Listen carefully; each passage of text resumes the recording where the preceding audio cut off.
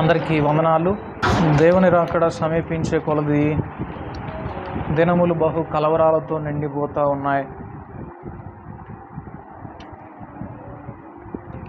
గత వారం కూడా గురవాయపాలెంలో కూడా మన సంఘ సభ్యురాలు పాప, చాలా చిన్న వయసు, 1 సంవత్సరం బాబు,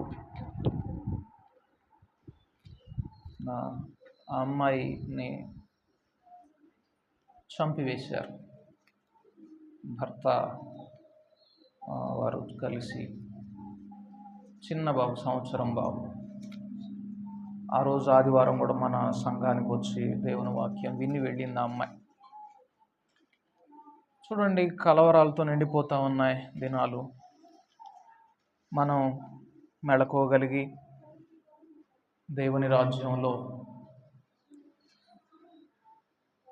దేవుడిచ్చేటటువంటి అసలైన విశ్రాంతిని పొందడం అనేది చాలా ప్రాముఖ్యం. బైబిల్ గ్రంథంలో ఒక మాట ఉన్నది, there exist the Sabbath rest who are in Christ. క్రీస్తునందు ఉన్నవారికి విశ్రాంతి నిలిచి ఉన్నది అనే మాట ఉంటుంది. అది ఒక ఆదివారం అని కాదు, కానీ మన జీవిత దినములన్నిట దేవుడు మనలను విశ్రాంతిలో ఉంచాలని దేవుడు కోరుకుంటా ఉన్నాడు. కాబట్టి రక్షణ చాలా ప్రాముఖ్యమైనటువంటిది.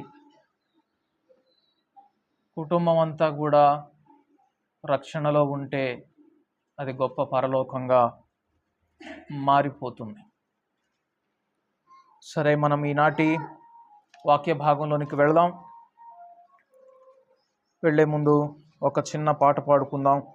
దేవుణ్ణి స్తుతించడం అనేది చాలా ప్రాముఖ్యమైనటువంటి విషయం. ఎల్లప్పుడూ దేవుని స్తుతించే వారిగా ఉండాలి. సమయమందు అసమయమందు, సందర్భమైన అసందర్భమైన. సరే, ఒక చిన్న పాట పాడుకుందాం. ఎందుకింత ప్రేమ నాపై చూపావు యేసయ్యా, ఆయువున్నంత వరకు నీ స్తుతినే పాడెదా. ఎందుకింత ప్రేమ నాపై చూపావు యేసయ్యా, ఆయువున్నంత వరకు నీ స్తుతినే పాడెదా. ఇశ్రాయేలును కాపాడువాడు కునుకడు నిద్రపోడు, మము కాపాడిన మా దేవా, ఇదే మా జీవార్పణ. గోతిలోనికి దిగిన మన్ను నిన్ను స్తుతించునా, గళమెత్తి పాడగలనా మృతులలో కానా. గోతిలోనికి దిగిన మన్ను నిన్ను స్తుతించునా, గళమెత్తి పాడగలనా మృతులలో కానా. సజీవులే నిన్ను స్తుతించెదరు, సజీవులే నిన్ను స్తుతించెదరు. ఈ కంఠము మోగబోకముదే ఆరాధించెదా. ఎందుకింత ప్రేమ నాపై చూపావు యేసయ్యా, ఆయువున్నంత వరకు నీ స్తుతినే పాడెదా. నీ నిరీక్షణే లేక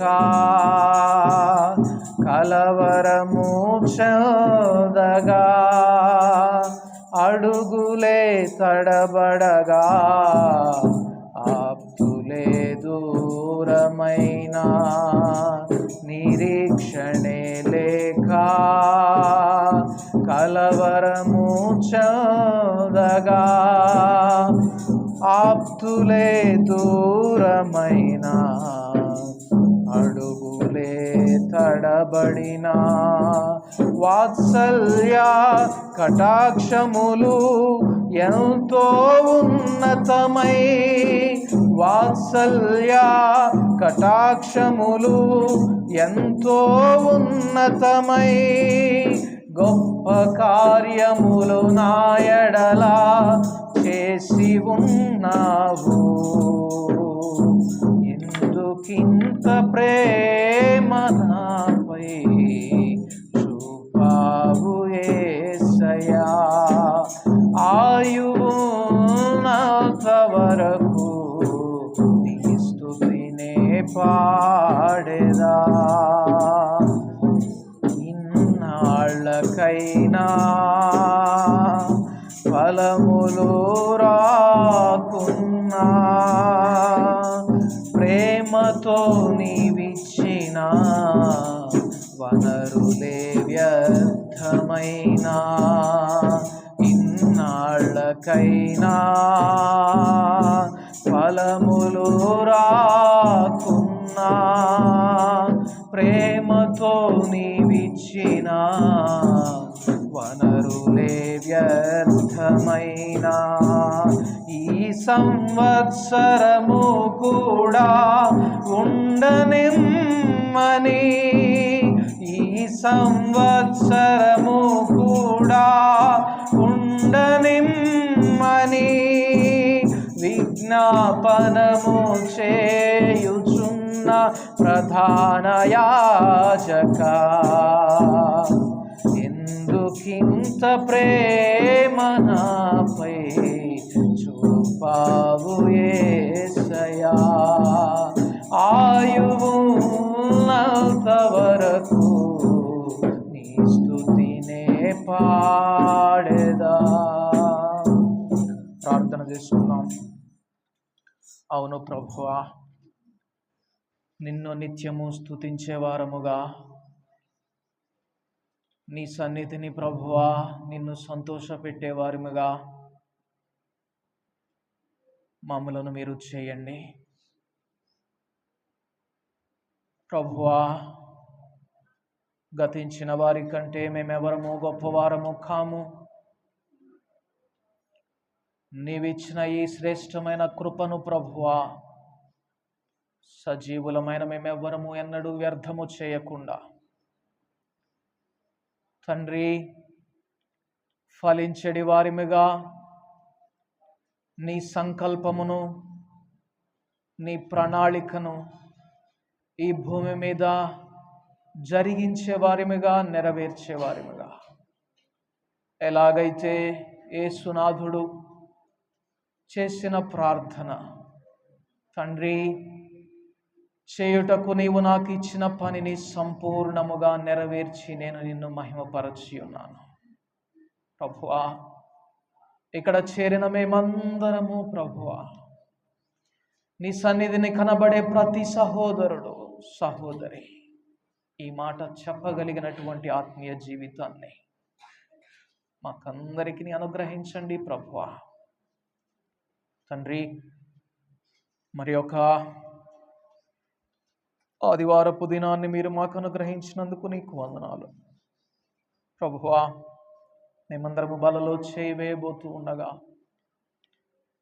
మాకు కావలసినటువంటి ఆత్మీయ ఆహారము మమ్మను మా ఆత్మలను జీవింపచేసే నీ వాక్యము ప్రభువా మీరు మాకు అనుగ్రహించమని నీ ఆత్మ సన్నిధిని మాకు అనుగ్రహించండి. మేమందరము ఆత్మ ద్వారా నడిపింపబడే వారిగా చేయండి. మాతో మాట్లాడండి. యేసు నామములో అడుగుచున్నాం తండ్రి, ఆమేన్.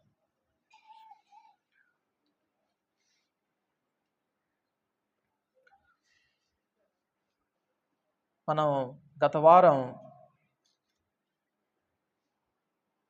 మన సహోదరులు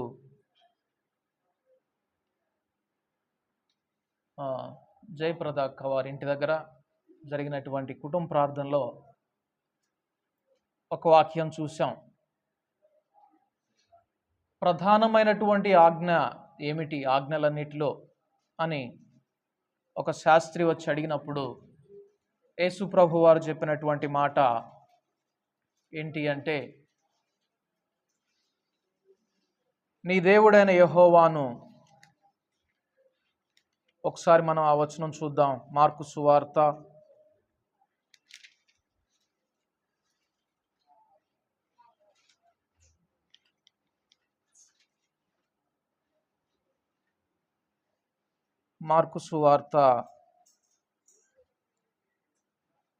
12వ అధ్యాయము. మార్కు సువార్త 12వ అధ్యాయము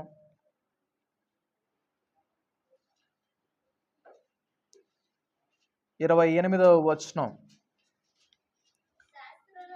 శాస్త్రులలో ఒకడు వచ్చి వారు తర్కించుట విని ఆయన వారికి బాగుగా ఉత్తరం ఇచ్చినని గ్రహించి ఆజ్ఞలన్నిటిలో ప్రధానమైనది ఏదని ఆయనను అడిగాను.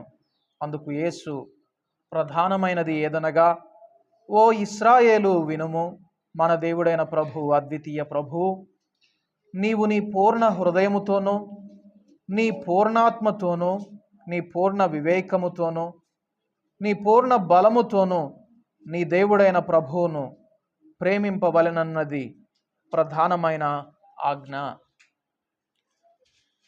మొట్టమొదటి మాట ఏమంటున్నాడండి? పూర్ణ హృదయముతో. ఇంకొక చోట నీ పూర్ణ మనస్సుతో అని ఉంటుంది. కాబట్టి మొట్టమొదటి ఆజ్ఞ ఏమిటి అంటే, దేవుని ఎలాగ ఆరాధించాలి? మనస్సంతటితో ఆరాధించాలి. కాబట్టి మనస్సుని ఇప్పుడు ఎక్కడో ఒక చోట పెట్టేసేసి, లాక్ పెట్టేసేసి, తాళం వేసేసి జీవోత్సవాల్లాగా సంఘంలో కూర్చోవద్దు. మీ మనసుని ఇక్కడ దేవుని సన్నిధిలో పెడతారని నేను నమ్ముచున్నాను. మనస్సంతటితో దేవుని ఆరాధించడం అనేది, దేవుని సన్నిధిని కనబడడం అనేది చాలా ప్రాముఖ్యమైనటువంటి విషయం. అది ప్రధానమైన ఆజ్ఞ అని దేవుడు చెప్తా ఉన్నాడు. మనసంతా ఇక్కడ పెట్టి దేవుని వాక్యం వినడానికి ప్రయత్నం చేద్దాం. మీరు త్వరగా రిఫరెన్స్లు గనక తీయగలిగితే ఈ వాక్య భాగం గుండా వెళదాం. చాలా ప్రాముఖ్యమైనటువంటి విషయాన్ని ధ్యానం చేయబోతా ఉన్నాం. ఒకసారి చరిత్రను గనక చూస్తే, రాజుల గ్రంథము, మొదటి రాజుల గ్రంథము, రెండవ రాజుల గ్రంథము, ఇశ్రాయేలు ఎలాగా పతనమైపోయింది, దేవుడు ఇశ్రాయేలు రాజ్యముగా ఎలాగ స్థాపించాడు, తర్వాత దాని పతనం ఎలాగ ఆరంభమైంది అనేది మనం స్పష్టంగా చూడగలం. అసలు దేవుడు కనానులో ఇశ్రాయేలీలను ప్రవేశపెట్టింది, కనాను వారిని తరిమి వేసి ఇశ్రాయేలీలకు ఆ స్థలాన్ని వాగ్దానం చేసింది. దేవుని యొక్క ఉద్దేశ్యం ఇశ్రాయేలీలు నెరవేర్చకపోవడం అనేది చూస్తూ ఉన్నాం. ఏంటి? కనానీయులు చేసిన తప్పిదం, ఆ తరువాత ఇశ్రాయేలు చేసినటువంటి మరలా అదే తప్పిదం ఏమిటి అనేది కనుక చూస్తే, ఐడల్ వర్షిప్, విగ్రహారాధన. కనానీయులు విగ్రహాలను ఆరాధించేవారు, ఇశ్రాయేలీలు విగ్రహాలను ఆరాధిస్తూ ఉన్నారు. ఈ దినాలలో క్రీస్తును ఆరాధిస్తున్నాం అనుకుంటున్నటువంటి క్రైస్తవులు కూడా చేస్తున్న విగ్రహారాధన ఏంటో ఈ దినాన చూద్దాం. మనం ఇశ్రాయేలీయుల ఆ చరిత్రను చూస్తే, వారి యొక్క ప్రముఖ దేవుడైనటువంటి మొలెకు దేవత, దానికి పిల్లలను బలి ఇచ్చేటటువంటి ఆచారం కనానీయులు చేశారు. దాన్నే తర్వాత ఇశ్రాయేలీయులు చేశారు. వారు చేసినటువంటి విగ్రహారాధనలో ఉండినటువంటి 3 ముఖ్యమైనటువంటి మాటలు చూస్తే, ఒకటి, ఉన్నత స్థలములలో విగ్రహారాధన జరిగించేవారు. అండర్ ఎవ్రీ గ్రీన్ ట్రీ, ప్రతి పచ్చని చెట్టు క్రింద ఆరాధించేవారు. ఇవి పాత నిబంధన విగ్రహారాధనకు సూచిస్తూ ఉన్నాయి. అయితే దేవుడు, మనం ఆ రాజుల గ్రంథం అంతా చూస్తే ఉన్నత స్థలములు ఉన్నత స్థలములు ఉన్నత స్థలములు అనే మాట బాగా కనబడుతుంది. జాగ్రత్తగా వినండి. మనం కొద్ది నిమిషాలే, ఇప్పటికి 11:30 అయింది. ఒక అర్ధ గంట కూడా ఉండకపోవచ్చు. చాలా త్వరగా ముగించడానికి ప్రయత్నం చేస్తాను. నేను రెఫరెన్స్లో కూడా వెళ్లకుండా త్వరగా చదవడానికి ప్రయత్నం చేస్తాను. రాజుల గ్రంథం మొత్తం మనం చూస్తే 2 రాజుల గ్రంథాలు ఉన్నత స్థలములను వారు పడగొట్టలేరు. అయినను ఉన్నత స్థలములలో జనులు విగ్రహారాధన జరిగించుచునే ఉన్నారు అనే మాట పదే పదే కనబడుతూ ఉండేది. పదే పదే కనబడుతూ ఉంది. దానికి భిన్నంగా దేవుడు ఒక పర్టిక్యులర్ ప్లేస్, ఒక ప్రత్యేకమైనటువంటి స్థలంలో దేవుణ్ణి ఆరాధించాలని దేవుడు కోరుకున్నాడు. అది ద్వితీయోపదేశకాండము 12వ అధ్యాయములో అక్కడ మనకు కనబడుతుంది. ద్వితీయోపదేశకాండము 12వ అధ్యాయంలో దేవుడు ఆయనను ఒక స్థలములో, ఇట్లా దేశంలో ఉండినటువంటి ఉన్నత స్థలాల్లో పచ్చగా ఉన్న ప్రతి చెట్టు కింద ఆయన్ను ఆరాధించాలని దేవుడు కోరుకోలేదు. కానీ ఆయన్ను దేవుడు ఆరాధించమని కోరుకున్నది ఒక ప్రత్యేకమైనటువంటి స్థలములో. ఆ స్థలము ఏమిటి అనగా యెరూషలేము అనేది మనం చూస్తాం. అక్కడ దేవుడు ఆయన్ను ఆరాధించాలని కోరుకున్నాడు. అయితే ఇశ్రాయేలీయులు ఆ విషయంలో ఓడిపోయినట్లుగా చూస్తూ ఉన్నాం. సొలొమోను కూడా ఉన్నత స్థలంలో ఆరాధించాడు, దావీదులాగా కాకుండా. దావీదు మాత్రమే ఈ స్పష్టమైనటువంటి దేవుడు ఏర్పాటు చేసినటువంటి స్థలంలో దేవుణ్ణి ఆరాధించడం చూస్తూ ఉన్నాం. ఇక ఉపోద్ఘాతం అంతా అవగాహన ఉందని నేను అనుకుంటున్నాను. ఎప్పుడైతే ఆ ఒర్నాను కళ్ళ మందు, యెబూసీయుడైనటువంటి ఒర్నాను కళ్ళ నందు దావీదు దేవునికి బలి అర్పించాలని సంకల్పించినప్పుడు ఒక మాట అంటాడు దావీదు, ఊరికనే నేను నా దేవునికి బలి అర్పించదనా, నేను ఏమీ ఇయ్యకనే, నీ యొద్ద ఏమీ తీసుకొనకనే. ఇంగ్లీష్ బైబిల్ అయితే చక్కగా ఉంటుంది అన్నమాట. I cannot offer to God which costs me nothing. నాకు వెల లేనిది ఏది నేను దేవునికి అర్పించను.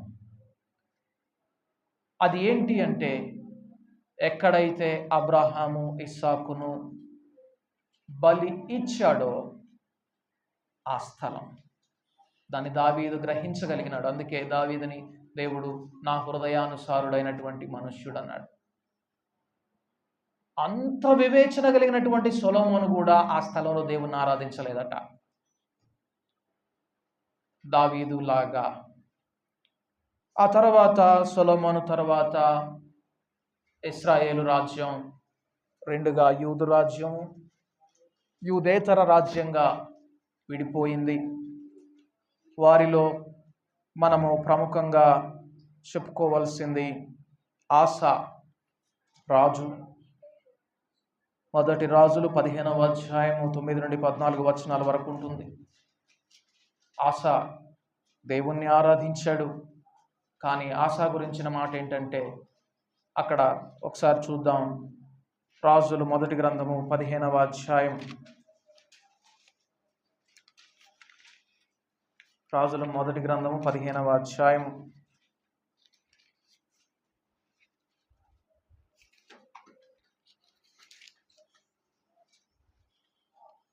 1 14వ వచనం. ఆస తన దినములన్నీ హృదయపూర్వకముగా యెహోవాను అనుసరించెను గాని ఉన్నత స్థలములను తీసివేయకపోయెను. ఆస హృదయపూర్వకంగా దేవుణ్ణి అనుసరించాడు, కానీ ఆస దగ్గర ఒకటి ఉన్నది, ఉన్నత స్థలములు తీసివేయలేదు. ఆ తర్వాత యెహోషాపాతు 22వ అధ్యాయము 42-43 వచనాల్లో ఉంటుంది. యెహోషాపాతు కూడా దేవుణ్ణి అనుసరించినాడు, కానీ ఉన్నత స్థలాలు కొట్టివేయలేదు. తరువాత అమజ్యా, అజర్యా, యోతాము 14వ అధ్యాయము 3-4 వచనాలు, 15వ అధ్యాయం 3-4 వచనాలు, అలాగే 34-35 వచనాలు. ఇక్కడ ఈ రాజులందరూ దేవుణ్ణి హృదయపూర్వకముగా వెంబడించారు, కానీ వారు జరిగించిన పొరపాటు ఏంటి అంటే ఉన్నత స్థలములు తీసివేయలేదు, ఉన్నత స్థలములు కొట్టివేయలేదు. ఈ దినాలలో సంఘము దేవుణ్ణి ఆరాధిస్తుంది, కానీ హృదయపూర్వకంగా వెంబడిస్తున్నారు, కానీ ఒకటి దాచిపెట్టుకుంటున్నారు, విచ్ ఇరిటేట్స్ గాడ్. దేవునికి ఇబ్బంది కలిగించేది, దేవుణ్ణి ఇరిటేట్ చేసేది ఏంటి అంటే ఉన్నత స్థలములు. ఏంటి సంఘంలో ఉన్న ఉన్నత స్థలములు? సంఘంలో ఉండినటువంటి ఉన్నత స్థలములు ఏమిటి అంటే మనం ఒకసారి చూస్తే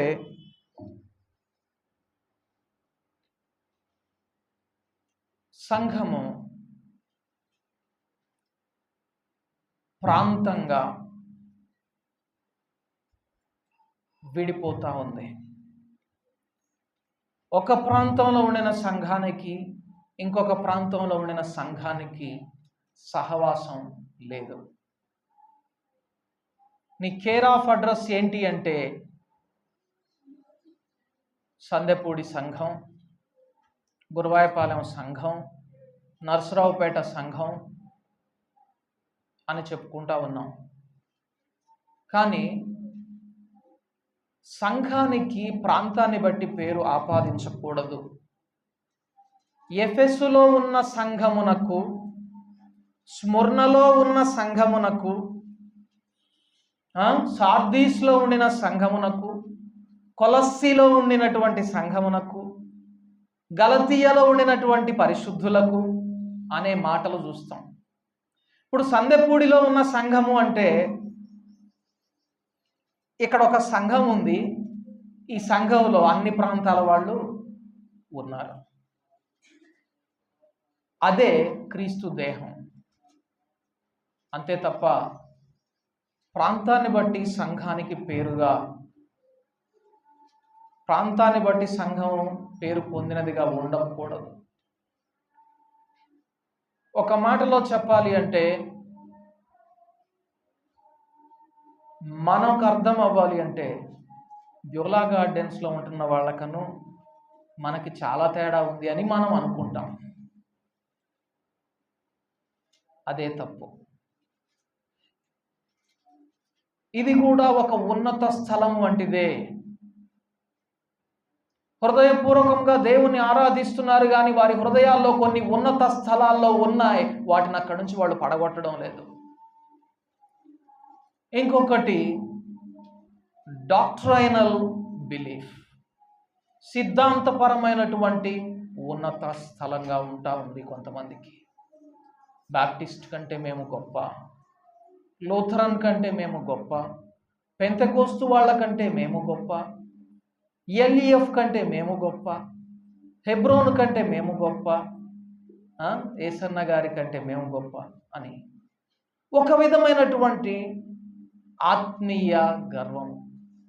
ఇది ఒక ఉన్నత స్థలంగా కనబడుతుంది సంఘాల్లో. హృదయపూర్వకంగా దేవుని అనుసరిస్తూ ఉన్నారు ఈ అన్ని ప్రాంతాల్లో. కానీ ఆ ఉన్నత స్థలంలో నుంచి దాన్ని వారు కొట్టివేయలేకపోతా ఉన్నారు. డాక్ట్రైనల్ హై ప్లేసెస్. ఇంకొకటి, మనుష్యులు నాయకునికి లాయల్గా మారిపోతూ ఉన్నారు. ఒక సంఘాన్ని స్థాపించినటువంటి నాయకునికి లాయల్టీ, అది నమ్మకత్వం అనుకుంటున్నారు. నీవు నేను నమ్మకముగా ఉండవలసినది క్రీస్తుకు, అంతేకా తప్ప సంఘ నాయకునికో సహవాసపు నాయకునికో కాదు. ఇది కూడా ఒక విధమైనటువంటి ఉన్నత స్థలమే. ఇది రక్షణను ఏమి దూరం చేయదు, కానీ God feels irritated about it. దేవునికి అదొక ఇబ్బందికరమైనటువంటి పరిస్థితి. దేవునికి అదొక ఇరిటేషన్. దేవుడు సంతోషించడు. ఈ విధమైనటువంటి ఉన్నత స్థలాలు సంఘాల్లో ఉంటా ఉన్నాయి. అయితే దేవుడు ఒక్క చోట మనము ఆయన ఆరాధించాలని కోరుకుంటా ఉన్నాడు. సరే, యెరూషలేములో ఆరాధించాలని దేవుడు కోరుకుంటున్నాడు కదా, మరి మనం యెరూషలేం వెళ్ళలేం కదా అనుకుంటే, దానికి కూడా దేవుడు చెప్పాడు సమరయ స్త్రీతోటి, అమ్మా,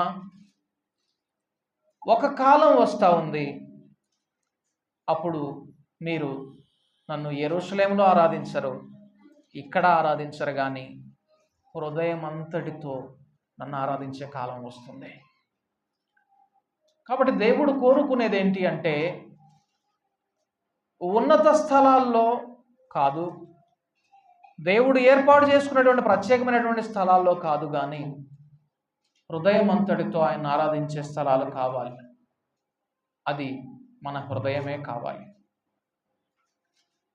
హృదయపూర్వకంగా మనం దేవుని ఆరాధించే వారిగా ఉండాలని దేవుడు కోరుకుంటా ఉన్నాడు. అయితే ఈ నూతన నిబంధనలో ఎక్కడ మనం ఆయన ఆరాధించాలని దేవుడు కోరుకుంటున్నాడు అంటే, ఒక వచనం నేను మీకు చెప్పడం ద్వారా చెప్పాలనుకుంటున్నాను. ఏంటంటే, ఎక్కడ ఇద్దరు లేక ముగ్గురు నా నామమున కూడి ఉంటారో అక్కడ నేను ఉంటాను. ఎక్కడ ఇద్దరు ముగ్గురు నా నామమున కూడి ఉంటారు. యేసు పేరున మనము కూడి ఉంటున్నటువంటి ప్లేసు నిజంగా దేవుడు ఏర్పాటు చేసుకున్నటువంటి స్థలంగా ఉంటుందా? దాని అసలైనటువంటి గ్రీకు భాష తర్జుమాని గనక పరిశీలన చేస్తే ఆ మాట ఏ విధంగా వ్రాయబడి ఉండాలి అంటే,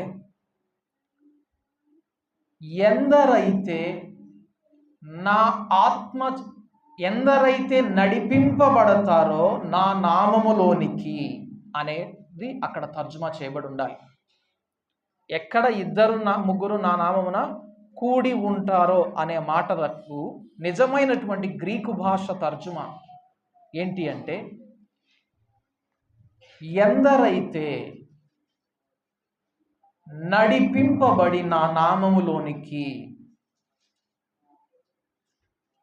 కూడి ఉంటారో అక్కడ నేను ఉంటాను అని వాస్తవానికి తర్జుమా చేయబడి ఉండాలి.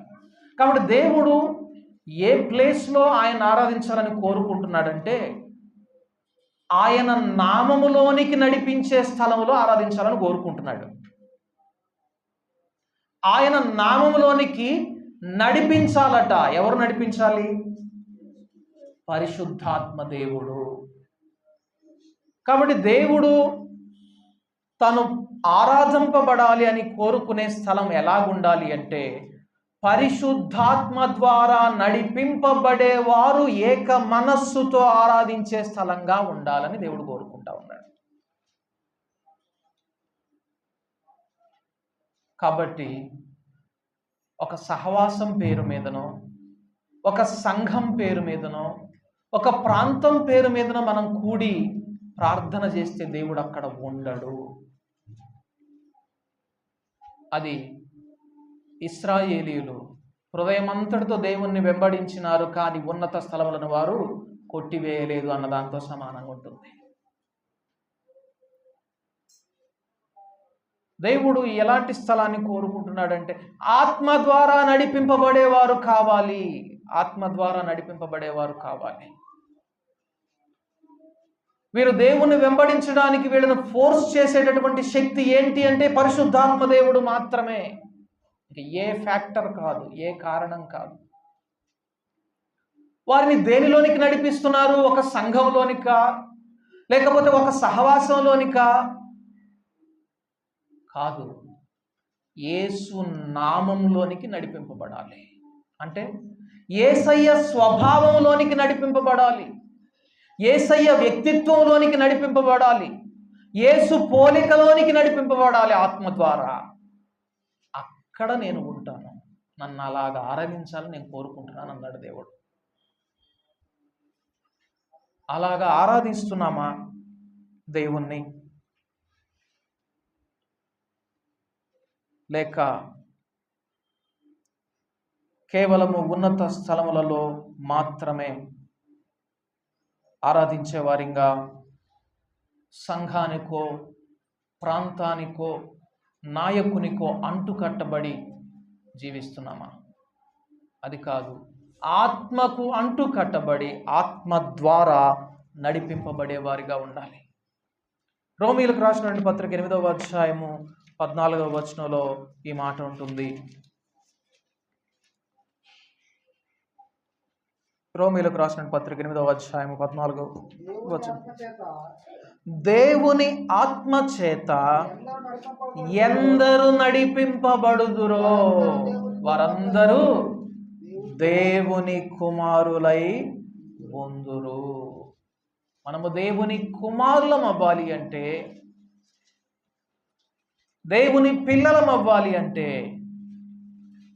మారు మనస్సు, బాప్తిస్మము, ఆత్మలో బాప్తిస్మము మాత్రమే కాదు, ఆత్మ ద్వారా నడిపింపబడిన జీవితం ఉండాలి. ఆత్మ ద్వారా నడిపింపబడుతున్నామా? ఆత్మ ద్వారా ప్రతి విషయంలో హెచ్చరింపబడుచు జీవిస్తున్నామా? పరిశుద్ధాత్ముడు పురికొల్పుతున్నాడా? ఈ దినాల్లో నీ హృదయంలో ఉండినటువంటి ఉన్నత స్థలం ఏంటి? రైట్, నేను దేవుణ్ణి బాగా ఆరాధిస్తున్నాను, అందరితో బాగానే ఉంటున్నాను అనుకుంటున్నామా? ఉన్నత స్థలం ఒకటి ఉన్నది నీ హృదయంలో, అది నీకు తెలుసు. పరిశుద్ధాత్ముడు నీతో మాట్లాడుతూ ఉన్నాడు. దాన్ని నువ్వు కొట్టివేయకపోతే దేవునికి నిజమైనటువంటి ఆరాధన ఇచ్చినటువంటి వ్యక్తివి కాదు. అదే మనం ఇందాక పాట పాడుకున్నాం, ఈ కంఠము మోగబోక ముందే నేను నిన్ను ఆరాధిస్తానయ్యా. ఇంకెంతకాలం తీసుకుంటావు దేవుని ఇలాగా ఆత్మ ద్వారా నడిపింపబడుచు ఆరాధించడానికి? ఎంతకాలం తీసుకుంటావు నీ హృదయంలో ఉండినటువంటి ఉన్నత స్థలాలను పడగొట్టడానికి, పడద్రోయడానికి? దేవుడు సంతోషించడు. నేను ఒక్క మాట మీకు చూపిస్తాను.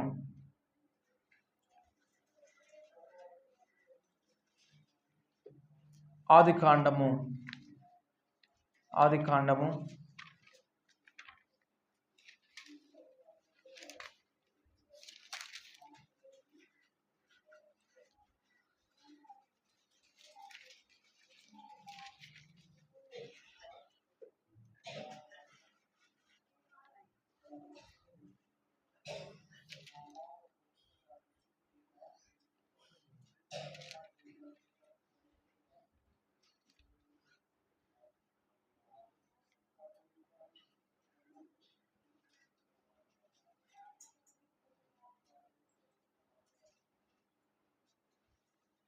31వ అధ్యాయము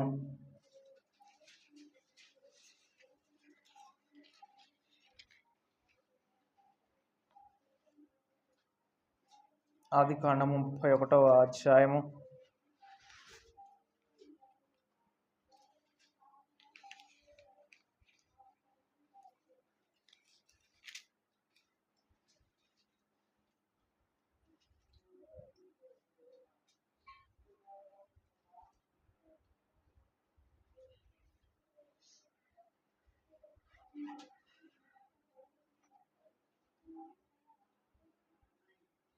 42వ వచనం. నా తండ్రి దేవుడు అబ్రహాము దేవుడు, ఇస్సాకు భయపడిన దేవుడు నాకు తోడై ఉండని ఎడల నిశ్చయముగా నీవు నన్ను వట్టి చేతులతోనే పంపివేసియుందువు. దేవుడు నా ప్రయాసమును నా చేతుల కష్టమును చూచి పోయిన రాత్రి నిన్ను గద్దించనని లాబానుతో చెప్పాను. ఈ మాట ఎవరు చెప్తున్నారో మీకు అందరికీ పరిచయం ఉందని నేను అనుకుంటున్నాను. యాకోబు లాబాను దగ్గర, తన మామయ్య అయినటువంటి లాబాను దగ్గర అన్ని సంవత్సరాలు పనిచేసిన తరువాత యాకోబు మిగుల ఆశీర్వదింపబడిన వాడై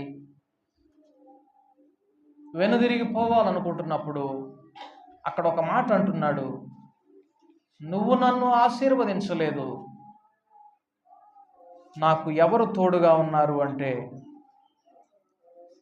నువ్వు నిజంగా గనక అయితే నన్ను వట్టి చేతులతోనే పంపించేసేవాడివి, కానీ నాకెవరు తోడుగా ఉన్నారు అంటే నా తండ్రి అయినటువంటి నా తండ్రి దేవుడు అబ్రహాము దేవుడు, ఇస్సాకు భయపడిన దేవుడు నాకు తోడై ఉన్నాడు అంటాడు. అక్కడ నా తండ్రి దేవుడు అబ్రహాము దేవుడు ఇస్సాకు భయపడిన దేవుడు అనే మాటను రాశాడు. వాస్తవానికి ఆ మాట ఇస్సాకు భయము అని రాయబడి ఉండాలి. ఇంగ్లీష్ బైబిల్ అలాగ ఉంటుంది. ద ఫియర్ ఆఫ్ ఐజాక్ అని ఉంటుంది. ఇస్సాకు భయము నాకు తోడుగా ఉండని ఎడలా అని ఉంటుంది అన్నమాట. చూడండి ఏంటి, అబ్రహాము దేవుడు నా తండ్రి అయినటువంటి ఇస్సాకు దేవుడు, ఇస్సాకు భయము నాకు తోడుగా ఉండని ఎడలా. అదే మాట ఇంకొక వచనంలో కూడా ఉంటుంది, 50వ వచనంలో కూడా, 53వ వచనంలో కూడా. అబ్రహాము దేవుడు నాహోరు దేవుడు వారి తండ్రి దేవుడు మన మధ్య న్యాయము తీర్చునని చెప్పాను. అప్పుడు యాకోబు తన తండ్రి అయిన ఇస్సాకు భయపడిన దేవుని తోడని ప్రమాణము చేశాను. ఇంగ్లీష్ బైబుల్ ఎలా ఉంటుంది, the God of Abraham and the God of Nahor, the God of their father judge betwixt us, and Jacob swore by the fear of his father Isaac. తన తండ్రి అయినటువంటి ఇస్సాకు భయము అని ఉంటుంది. ఏంటి ఇస్సాకు భయము యాకోబుకు తోడుగా ఉన్నది? ఇస్సాకుకి ఏం భయం ఉంది?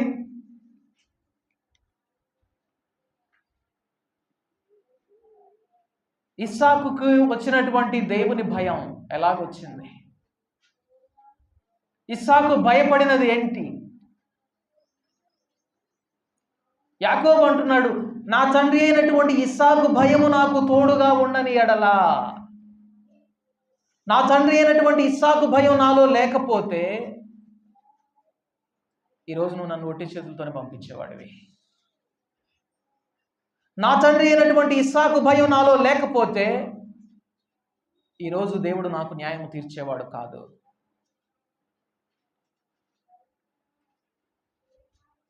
ఎంతమంది ఈ మాట చెప్పగలిగేవారుగా ఉంటున్నారు?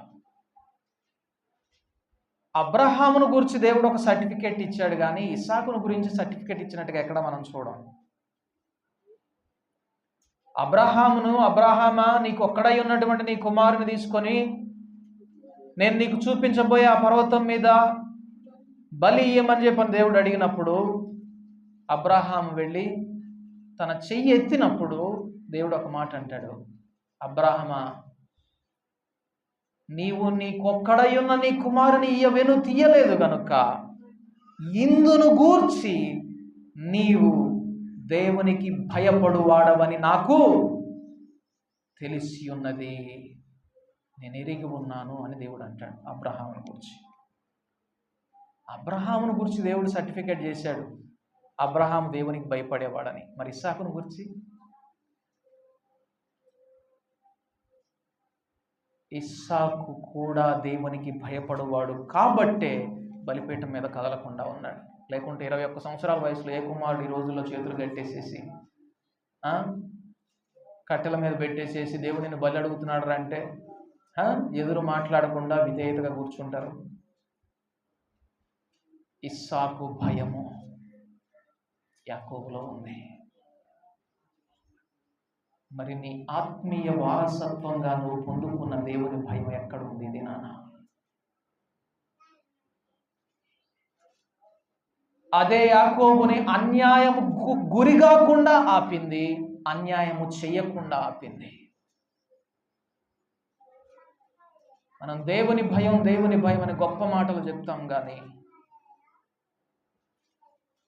ఈ మాట చెప్పలేము.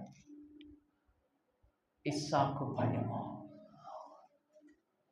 నా తల్లిదండ్రులు నేర్పినటువంటి దేవుని భయం, ఆత్మీయ వారసత్వంగా నేను పొందుకున్నటువంటి ఈ భయము నన్ను ఈ దినాన అన్యాయము చెయ్యనివ్వకుండా, అనవసరమైనటువంటి వివాదము పెట్టుకొనకుండా నన్ను నిలవబెడుతుందని సాక్ష్యం ఇవ్వగలమా? ఇక్కడ అదే మాట అంటున్నాడు. అబ్రాహాము దేవుడు, నాహోరు దేవుడు, వారి తండ్రి దేవుడు మన మధ్య న్యాయము తీర్చునని చెప్పాను. అప్పుడు యాకోబు తన తండ్రి అయిన ఇస్సాకు భయముతో దేవుని తోడనే ప్రమాణము చేసెను. విశ్వాసులలో, సహోదరులలో ఈ విధమైనటువంటి భయం మిస్ అవుతా ఉంది ఈ దినాలలో. ఉన్నత స్థలములంటే భయం లేదు, అసహ్యం లేదు. కేవలము ఆత్మ ద్వారా మాత్రమే నేను నడిపింపబడాలి. యేసయ్య నామములోనికి నేను నడిపింపబడాలి. సంఘంలోనికి నేను వచ్చి విన్న వాక్యం నన్ను ఎలాగ మార్చాలి? నా భౌతిక స్థితిగతులను మార్చాలా? నా ఆరోగ్యాన్ని మెరుగుపరచాలా? నా స్థితిగతులను, నా ఐశ్వర్యాన్ని మెరుగుపరచాలా? కాదు, నా ఆత్మీయ స్థితిని యేసు రూపంలోనికి మార్చాలి. అప్పుడు నేను నిజంగా ఆత్మ ద్వారా నడిపింపబడిన వాడను. అలాగ ఆరాధించాలని దేవుడు కోరుకుంటా ఉన్నాడు. అలాగ ఆరాధించగలిగేది ఎవరు అంటే, ఇదిగో ఈ విధంగా యాకోబు చెప్పగలిగినట్లు సాక్ష్యం చెప్పేవారు. సంసోను గారి భయం అండి మమ్మను అన్నింటిలో చేయి వేయనివ్వదు. ఆత్మీయ వారసత్వంగా చెప్పగలమా ఆ మాట? సంసోను గారి భయం అండి మేము అన్ని మాటలు మాట్లాడాం. వ్యక్తికి నేను ఆపాదించడం కాదు, ఆత్మీయంగా అర్థం చేసుకోవడానికి ప్రయత్నం చేయండి. నా తండ్రి అయినటువంటి అబ్రహాము దేవుడు, ఇస్సాకు దేవుడు, ఇస్సాకు భయము నాకు తోడుగా ఉంది. మన పితరులు మన ముందు నడిచినటువంటి ఆత్మీయ మాదిరి చూపించినటువంటి పెద్దలు, వారు అనుసరించిన దేవుని భయం మనకు తోడుగా ఉంటుందా? వారు ఏ విషయంలో అయితే దేవునికి భయపడినారో అదే విషయంలో మనము కూడా భయపడుతున్నామా?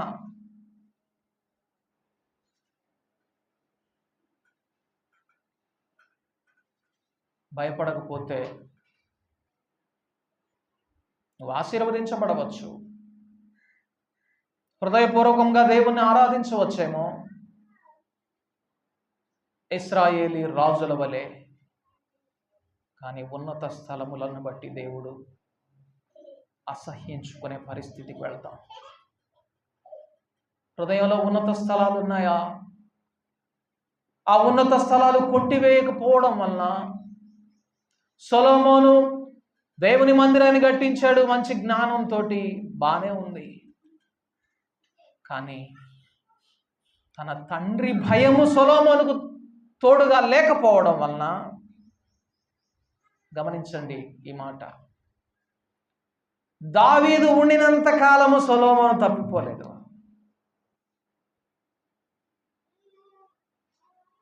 యాకోబు అంటున్నాడు, ఇస్సాకు చనిపోయిన తరువాత కూడా తప్పిపోకుండా నిలబడి మాట్లాడుతున్నాడు. యాకోబు ఏమంటున్నాడంటే, నా తండ్రి అయినటువంటి ఇస్సాకు భయం నాకు తోడుగా ఉంది. ఎప్పుడైతే దావీదు చనిపోయాడో సొలొమోను మందిరాన్ని కట్టించాడు, మందిరంతో పాటుగా ఎదురుగా ఉన్నత స్థలాలను కూడా కట్టించాడు. ఈ దినాల్లో మన భక్తి అట్లాగే ఉంటుందా? ఫలితం ఏమిటి? ఆత్మీయ స్వాస్థ్యాన్ని పోగొట్టుకుంటాం, ఆత్మీయ వారసత్వాన్ని పోగొట్టుకుంటాం, ఆత్మ ఫలాలు పోగొట్టుకుంటాం, మరి ముఖ్యంగా ఆత్మ ద్వారా నడిపింపబడే జీవితాన్ని పోగొట్టుకుంటాం. ఫలితంగా యేసు పోలికలకు మనం మార్చబడలేము, దేవునికి కుమారులు కాలేము. అకార్డింగ్ టు రోమన్స్ 8:14, రోమీలకు రాసిన పత్రిక 8:14 ప్రకారంగా దేవుని కుమారులం కాలేము. ఎందరైతే దేవుని ఆత్మ చేత నడిపింపబడతారో వారు దేవుని కుమారులు అవుతారు. దేవుని ఆత్మ చేత నడిపింపబడాలి. దేవుని భయం,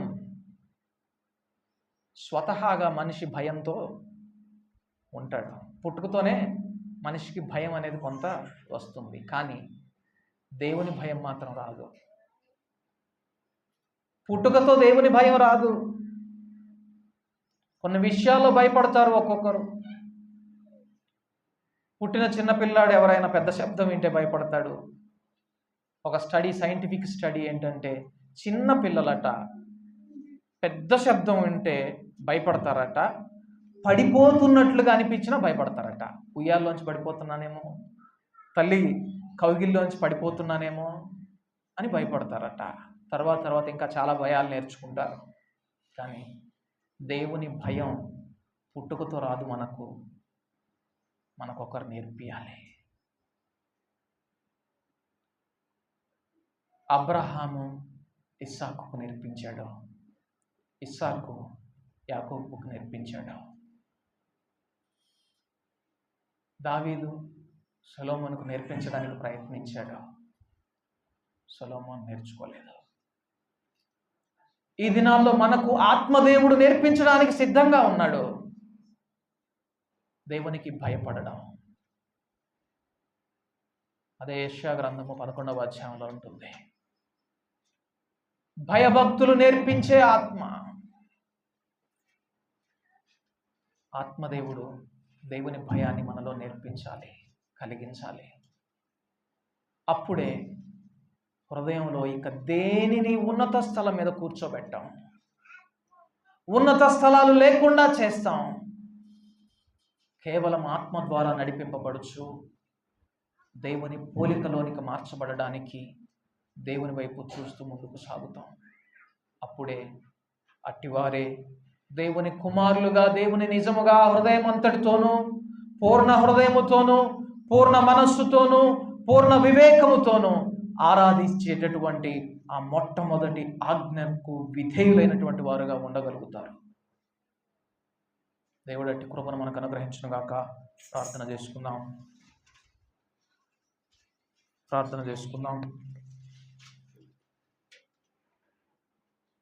పరిశుద్ధుడా మా తండ్రి, నీకు వందనాలు, స్తుతులు, స్తోత్రాలు. చరిత్ర అంతా మేము చూస్తే చాలామంది రాజులు దేవుని విడిచిపెట్టిపోయినటువంటి వారు, కొంతమంది రాజులు దేవుణ్ణి హత్తుకున్నటువంటి వారు, అయినను వారు ఉన్నత స్థలములను పడగొట్టలేదు. ప్రభువా, సంఘ చరిత్ర చూస్తే చాలామంది దేవునికి దూరంగా మిగిలిపోతా ఉన్నారు. కొందరు దేవునికి సమీపస్తులుగా రావడానికి ప్రయత్నం చేస్తూ ఉన్నారు, కానీ ఉన్నత స్థలాలను పడగొట్టని వారుగా ఉంటా ఉన్నారు. ప్రభువా, ఈ దినాల్లో మేము నడుస్తున్నటువంటి జీవితం, మా ఆత్మీయ జీవితం ఎలాగున్నదో ప్రభువా మీరు మాకు తెలియపరిచినారు. తండ్రి, మా ఆత్మీయ జీవితం, మా హృదయాల్లో ఏవి ఉన్నత స్థలాలుగా ఉంటున్నాయో, ఏవి ఉన్నతంగా భావిస్తున్నామో ప్రభువా వాటిని పడద్రోసి కేవలం క్రీస్తును మాత్రమే మా హృదయాలలో ఉన్నత స్థలముగా చేసి ఆయన స్వభావంలోనికి నడిచే వారిగా మీరు మమ్మలను చేయండి ప్రభువా. చేయవచ్చిన ప్రతి బిడ్డను మీరు దర్శించమని యేసు నామమున ప్రార్థించి వేడుకుంటున్నాము తండ్రి. ఆమేన్.